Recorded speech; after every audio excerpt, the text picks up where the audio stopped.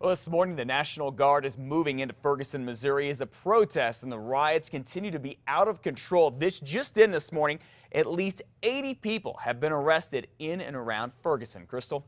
And also, there are reports that more than 100 gunshots were fired overnight. However, the police from there say not one of their officers fired one of those shots. This is all over a grand jury's decision not to indict Officer Darren Wilson in the shooting death of Michael Brown. Throughout the night and into the morning hours, police have been dealing with this. Looters in several buildings caught on fire as the chaos there continues. Daniel Nottingham has more from Ferguson, Missouri. Protesters marched into the early hours. Demonstrations spiraled out of control and turned violent. At least a dozen buildings were set on fire. Businesses looted, windows broken, and hundreds of gunshots were heard.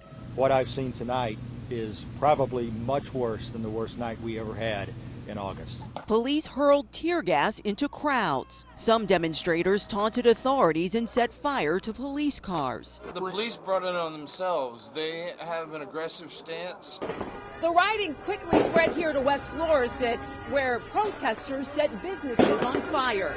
Following the decision, prosecutors released documents reviewed by the 12 jurors, including images and testimony by Officer Wilson. Wilson says he shot a series of rounds at Brown during the August 9th confrontation, which began while he was still in his squad car.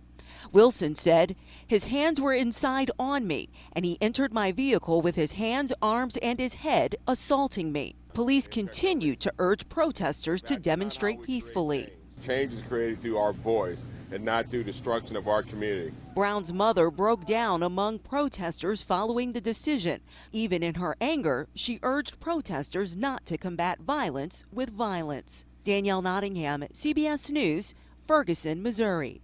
And we have full coverage of the Ferguson decision online at KRQE.com. There you can find story details, a photo gallery of the protest, and a timeline of events that have happened in this case.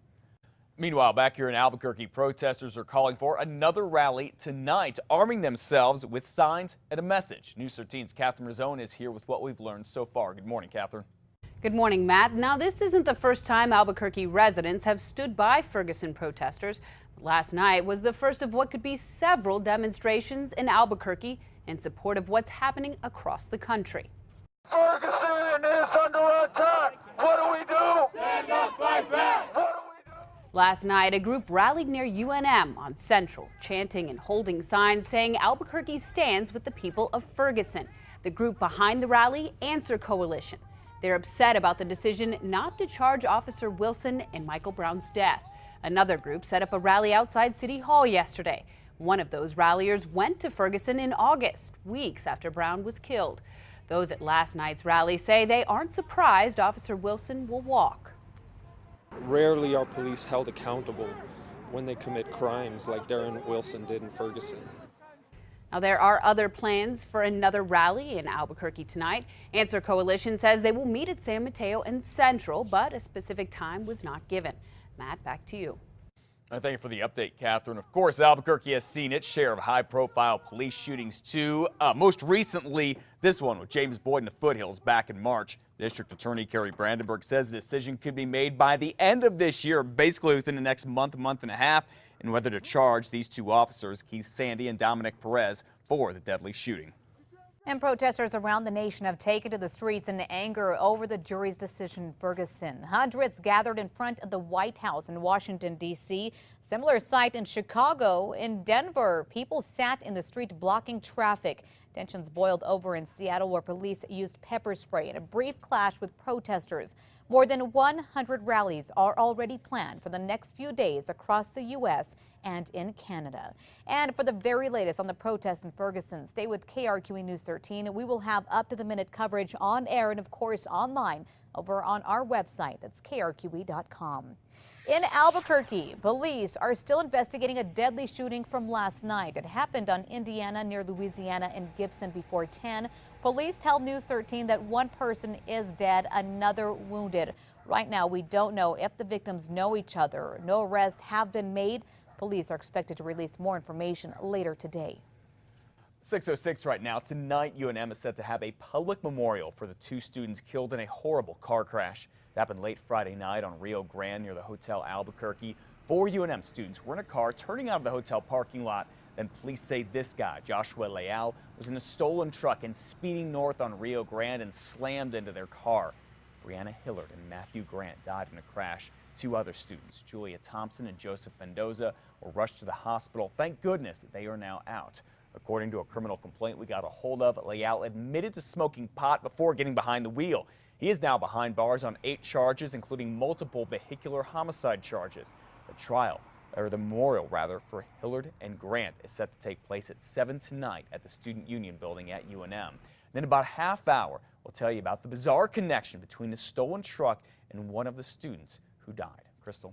And the 16-year-old boy police say was riding in the stolen truck with Leal when it crashed has not been charged in this case just yet. Yesterday, Miguel Hernandez was in juvenile court where his probation was revoked. Authorities were on track to yank his probation anyway because of a previous arrest. But before that could happen, Hernandez managed to get in trouble Friday night after that deadly accident.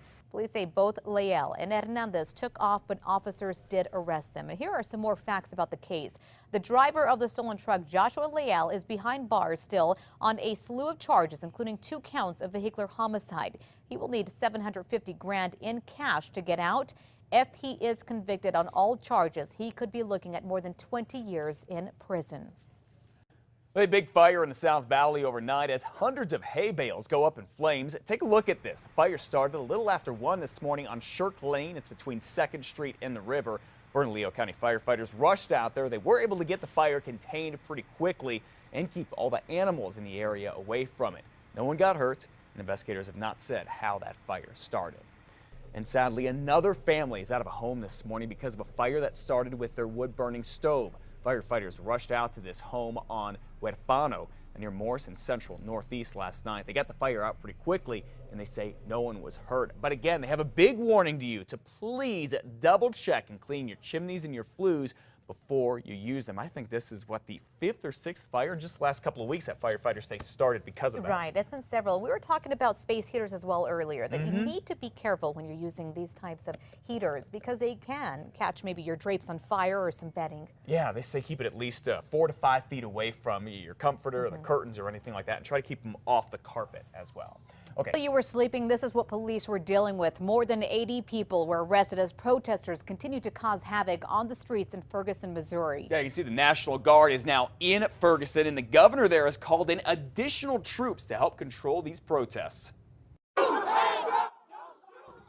The protesters march into the early hours. In fact, CBS News is telling us the fires are still burning there as these protests got out of control and turned violent overnight. At least a dozen buildings were set on fire, businesses looted, windows broken, police cars overturned, and hundreds of gunshots were heard. Now, we are hearing that police did not fire back. This is all from the protesters.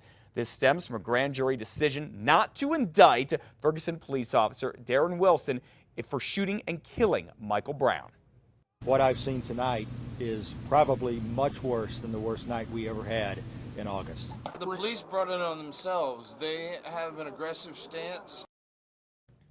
There were protests all across the country because of this. In fact, a highway was shut down in Oakland, California as protesters took over there. They're also in downtown LA at the police department there. A peaceful protest in Seattle, Washington turned unruly as protesters clashed with police, and protesters marched from Union Square. That was in New York. What you're seeing here is in Albuquerque. This was peaceful. A group rallied on Central near the UNM bookstore and the Frontier restaurant last night. They chanted, they held signs saying Albuquerque stands with the people of Ferguson.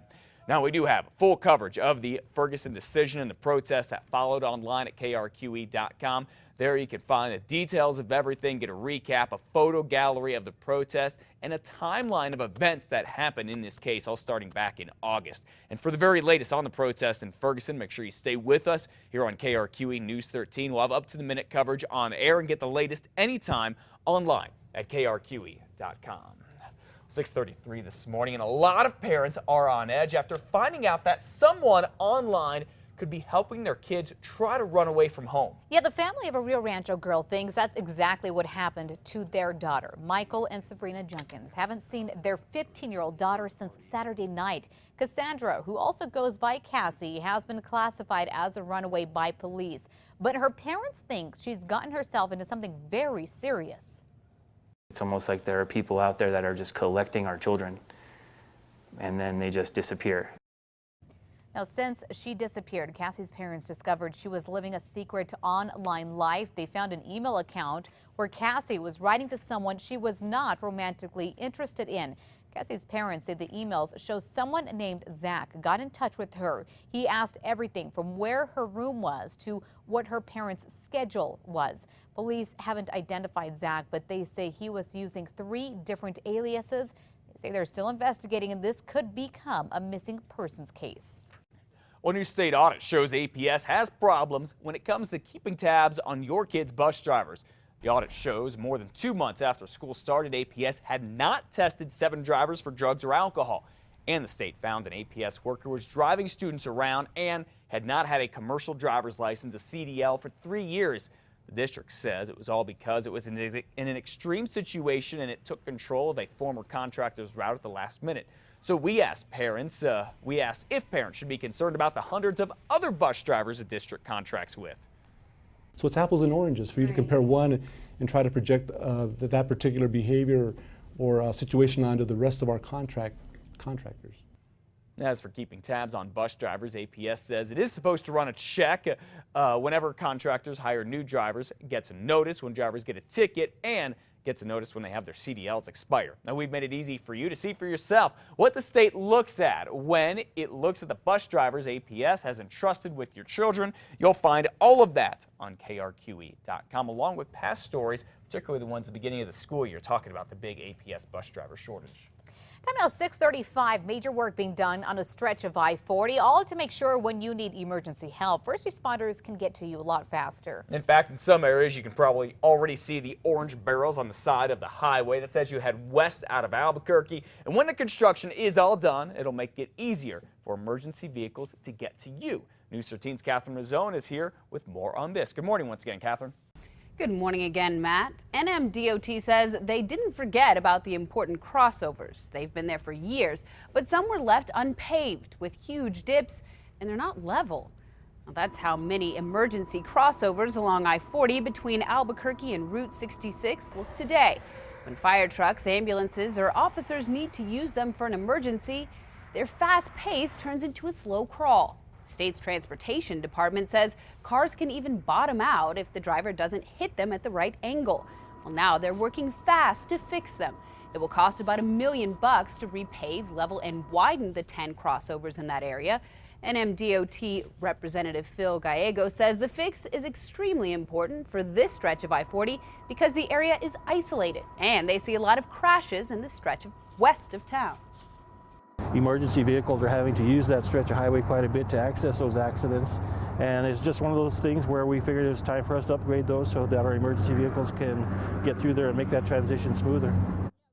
Now, Gallego says they already had the money for the project, so this road work won't have any impact on your wallet. Matt, back to you. All right, thank you for the update on the construction, Catherine. Phil Gallego says the project started in October. It should be done by the middle of January. It's another 2 months or so. All right, 6:37. The 2 UNM students who survived a crash that killed 2 of their classmates Friday night are out of the hospital this morning. That's good news. Now, the truck that crashed into them was stolen. News 13 has learned there is a strange connection between that truck and one of the victims. News 13's Alex Goldsmith explains. 4 students in one car leaving the Hotel Albuquerque. Brianna Hillard was at the wheel, but police say coming down Rio Grande was Joshua Leal, speeding in a stolen pickup. The truck slammed into the driver's side, rolling the car and killing Hillard and fellow passenger Matthew Grant. Devastating news for those who knew them. You can laugh about how great of a person Matt was, and then it'll hit you like a ton of bricks. It's just terrible, you know, for such a stupid, petty crime to just ruin 4 lives like that. Both had ties to UNM's Greek community. On Facebook, some friends had these ribbons. One post on a page tied to Hillard's sorority called the crash, quote, a tragedy that cannot be fathomed. On campus, the Student Activities Center is collecting flowers for a memorial tomorrow. Meanwhile, the other two students in that wreck, Joseph Mendoza and Julia Thompson, had to be rushed to UNM Hospital. It turns out there's a strange connection between Mendoza and that stolen truck. According to a police report, it was stolen out of the Gentry family's driveway at this Northeast Heights home last month. The truck's owner tells News 13 their son, Clayton Gentry, played football with Mendoza at El Dorado High. The Gentrys say they were devastated to find out what happened. After that crash, APD says Leal and his 16-year-old passenger, Miguel Hernandez, tried to run but didn't get far. Police say Leal admitted to smoking pot before getting behind the wheel. Today, Hernandez was in juvenile court. His only charge for now, violating probation for a prior meth charge. Mr. Hernandez will be held in JR 2014-791 until further order of the court. Hernandez was actually in court yesterday. Now, the district attorney will decide if Hernandez will be charged with leaving the scene of a crash. UNM Hospital tells us Joseph Mendoza and Julia Thompson have been released from the hospital. The driver of the stolen truck, Joshua Leal, is behind bars this morning in a slew of charges, including 2 counts of vehicular homicide. He'll need $750,000 in cash to get out. If he is convicted on all charges, he could be looking at more than 20 years in prison.